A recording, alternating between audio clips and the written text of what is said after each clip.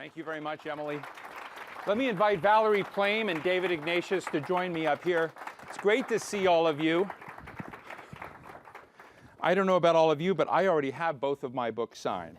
And we're here tonight, I want to show you the real power of the Atlantic. Where's David Bradley? David is where? David doesn't like when I do this, but I want everyone to know how. David is a big fan of Richard Nixon when he was a young student, I think at Sidwell Friends or something. But we arranged for, so this is for our C-SPAN viewers right now. But the idea that we to show the power of the Atlantic as opposed to the Washington Post, David, we got Edward Snowden to declare that he was trained in all sorts of spycraft and help the White House make those.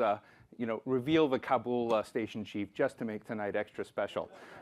So we have a real treat tonight. We're here to talk about spies and spycraft with two, one a practitioner and the other someone who has been deeply involved in watching and sort of telling the story of national security in all of its forms, in all of its toolkits. Of course, David Ignatius, who's been long-term national security columnist for the Washington Post. He is the interviewer of my favorite book called U.S. in the World, The Making of U.S. Foreign Conversations on the Future of U.S. Foreign Policy with Zbigniew Brzezinski and Brett Scowcroft. Steve Clemons. I had a lot to do with I was the producer, but he was brilliant. And then Valerie Plame, whom we all know, was a counter intelligence officer, counterproliferation, CIA operative, despite what some may have said as a desk officer. We can get into that a little bit, and became one of the most known outed CIA agents in the history of that institution, and has lots of things. Now, both of them have written novels. Valerie Plame has written Blowback with Sarah Lovett. Blowback. The last time I saw Blowback, which is a CIA term, which usually refers to, and I haven't read this particular book yet, but it's basically, it's sort of the reaction to actions that are taken.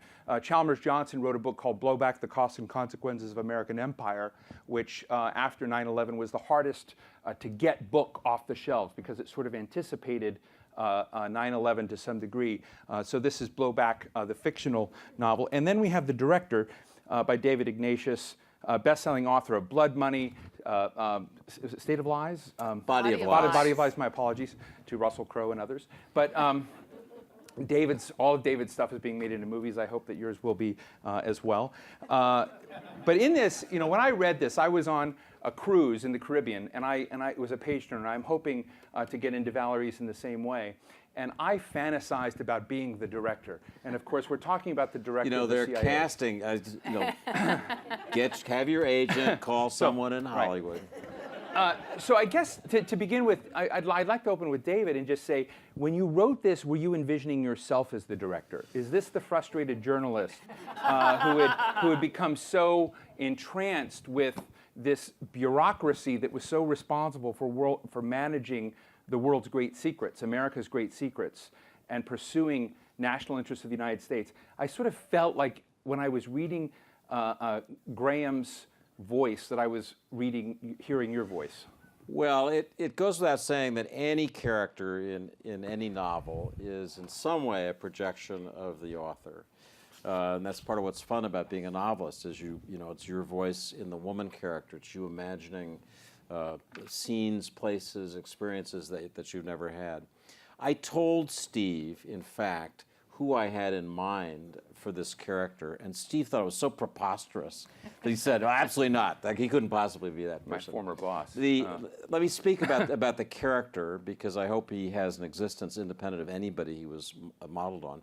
He becomes CIA director after running a communications company, so I'm imagining a business person from the West Coast. He's defied the national security bureaucracy in that job by refusing a national security letter, which is the way in which the FBI tried to compel people to turn over information. So he comes to the CIA as the most unlikely figure as a director. He comes with the idea of reforming the place, turning it upside down.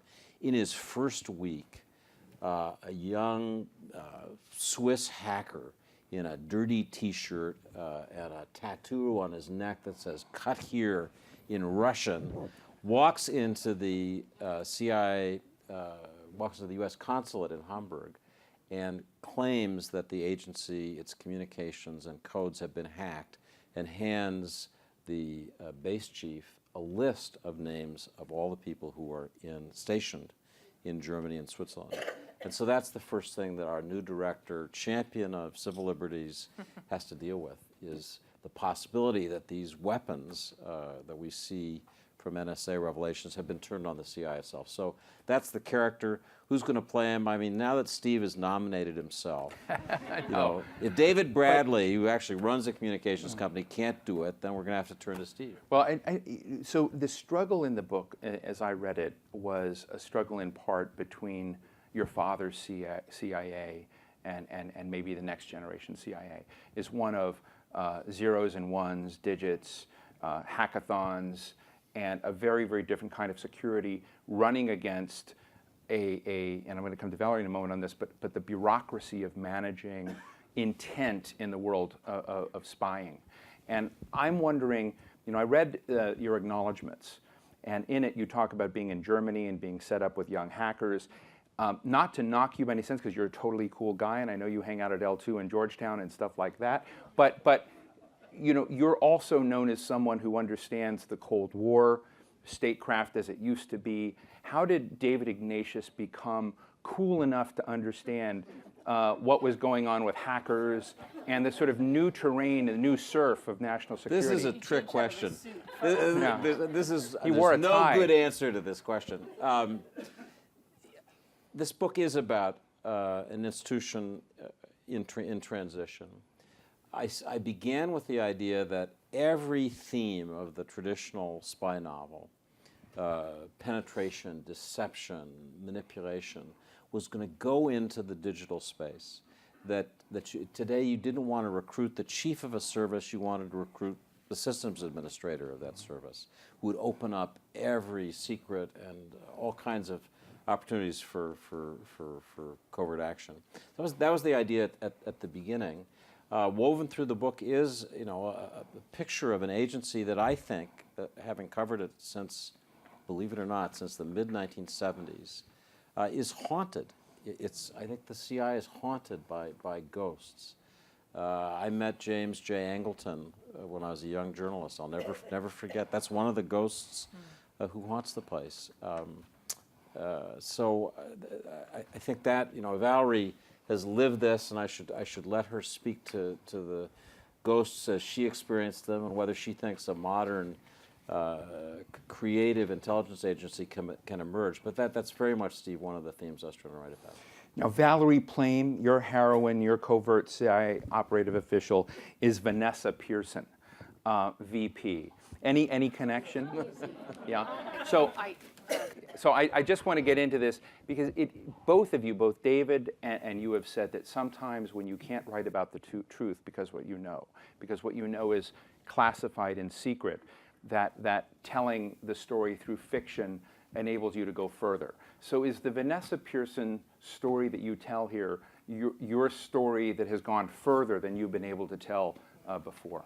First of all, I'm delighted to be here with you and with David. Thank you so much. Of course, I mean, you take these stories and the incredible characters I met along the way and operations, and I would never want to reveal sources or methods.